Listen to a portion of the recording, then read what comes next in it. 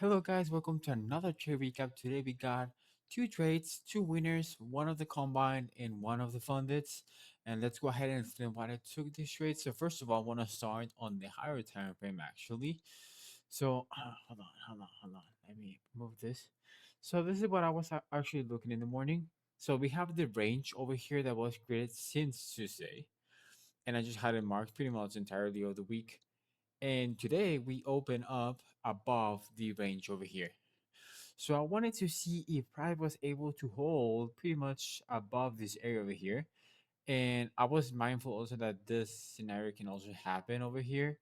But that's why I was just kind of like mindful. Okay, let's see if we can hold. Let's see if we can displace higher. Let's see if BWAPs make sense, and it actually makes sense. So once I saw this hold, we saw the push higher here. So that's why I got interested on the longs. So once we got interested in the longs, we can drop over here to the 1 minute.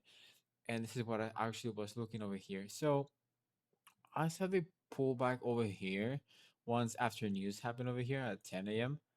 I saw the pullback and I saw that we were pretty much holding this area over here. And once I threw a handoff over here on this candle at 9:46, since was the last time that BWAP was touched. So I threw the handoff over here. Now it makes a little bit more sense. I like that price was kind of slowing down, and once I saw the 50 minute over here at 10:15, I was like, okay, I can give it a try on a combine. Though I need to have my stop pretty much like around this area over here, um, which I was risking like around 500 ish, 600 ish for this trade, and I ended up taking the trade out on once we had this down close candle over here, and it was like the big profit, because I was just risking like 600, so I would say like I don't recall how much it was, but I was like five contracts on this, so pretty much almost like 400 ish, 300 ish, um, on this trade over here. And after that, I was like, okay, I still like the longs, so let's see if I can get a pullback to New York, because I mean this shit just looks like you want to just drift higher. So I waited for a pullback and I actually got the pullback. So I ended up getting a long at 10:55 over here. Once I saw this turn, took the long, placed a stop on their previous day high, which is pretty much this high over here. And I did not place my stop all the way to opening range low because, in my opinion, we had enough levels that could support price to move higher, and also been pretty much buyers all day. I don't really think we're gonna see the double break today. We have the BWAPs pretty much outside opening range high at this point. Um, Pretty much we got out at pretty much like around 10 a.m. New York BWAP was out of the opening range, and I was pretty much not looking for shorts at all. So I was like, okay, if we're gonna continue higher, I don't think price should be able to even push past New York in opening range high. Doesn't really make that much sense to me if we're gonna continue higher. So I ended up taking the trade over here and pretty much pull out the trade over here. I was, scalping this market also because, um, based on what happened last week, I decided to just for now be a little bit more scalpy with my trades because we had been having like big ranges on the morning or pretty much an overnight, and then pretty much chop.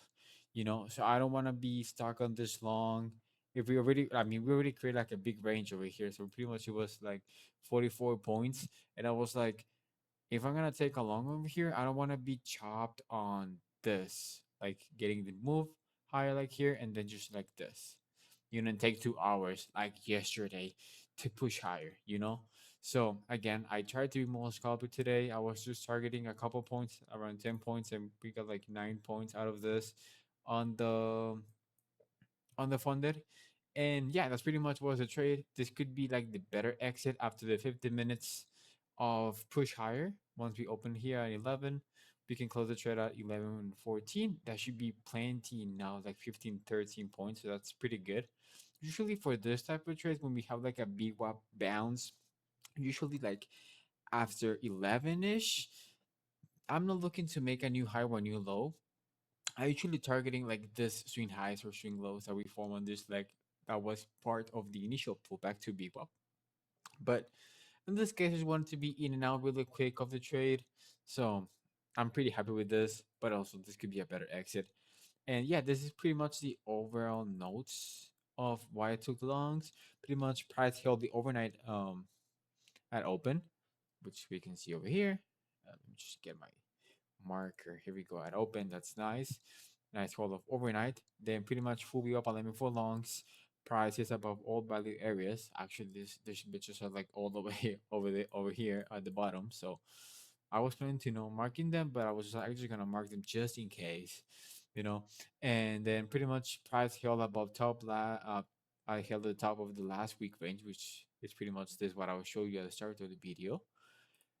And it were pretty much buyers all day, so that was enough for me to take the longs over here, and I'm pretty happy with the trade. And also, it's the last day of the month, so as a small recap, I was able to go back to the month, and I had two main takeaways for the month. Well, I guess three is that I'm really happy with my trading as an overall, despite the fact that I was kind of down some days and it was kind of hard sometimes to read the price or the overall direction. Sometimes we're getting chopped, too much range, this and that. But I noticed when I was like reviewing my losses, I was like, I mean, it just makes sense that I went long or went short.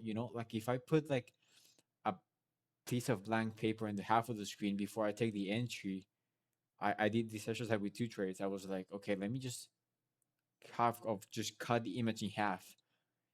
If I see this long with this short, it just makes totally sense. Based overnight, based on BWAP, it just makes sense.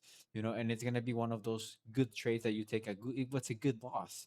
And I think that's gonna be like the hardest thing on trading. It's just like how do you explain to someone that it was a good loss despite that you lost money on that trade. It was a good loss. It was an entry based on BWAP alignment.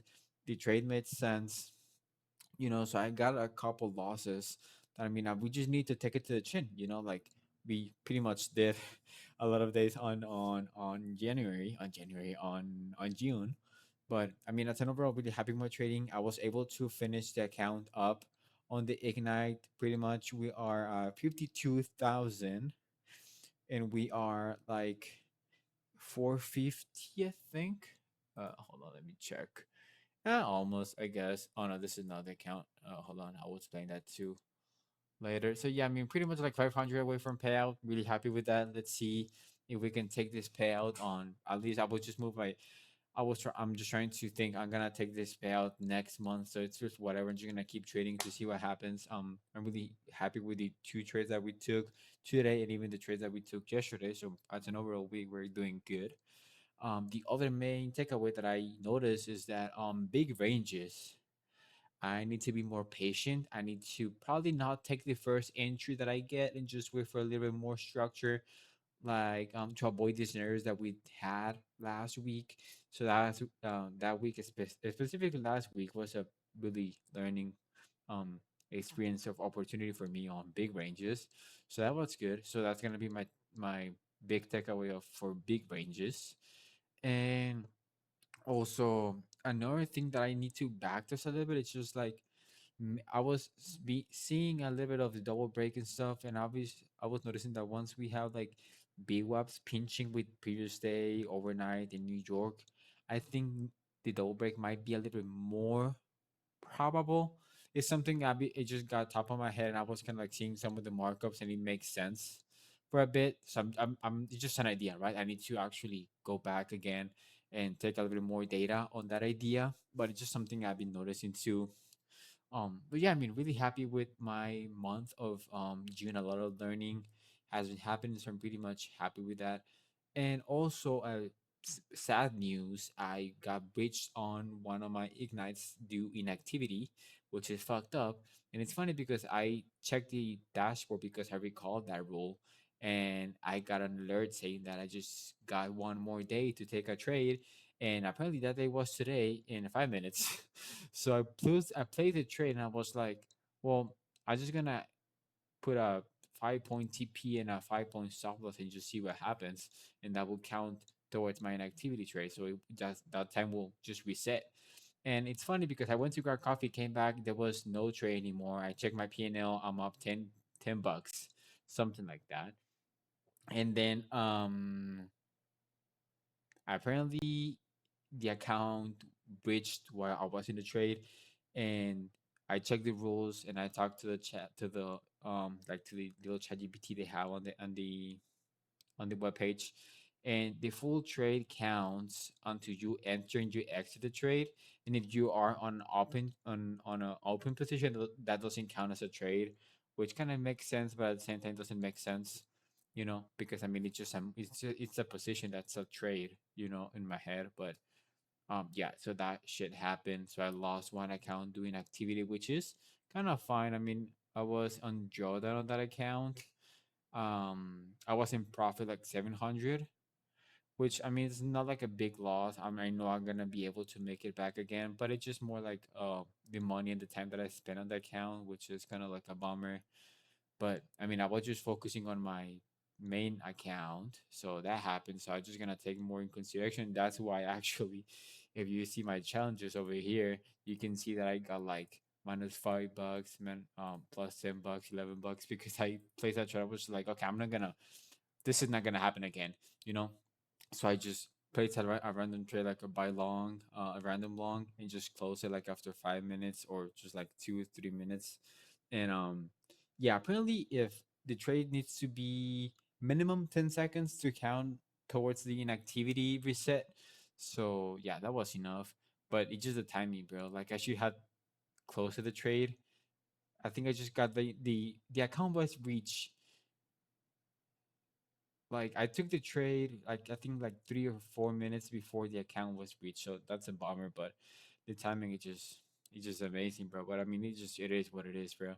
So I'm gonna keep focusing on that account and also check the Lucid accounts too. So that's gonna be 1 month of no trading to Lucid account doing activity. So I will be looking forward to take a trade on those accounts this week, maybe, or next week. Um, but yeah, I need to check how long does that trade needs to be, to count towards that. But yeah, I mean, this disregarding that shit, really happy for today. Really happy with my trading on the overall month. A lot of growth has been made towards my trading, and I'm really happy with that.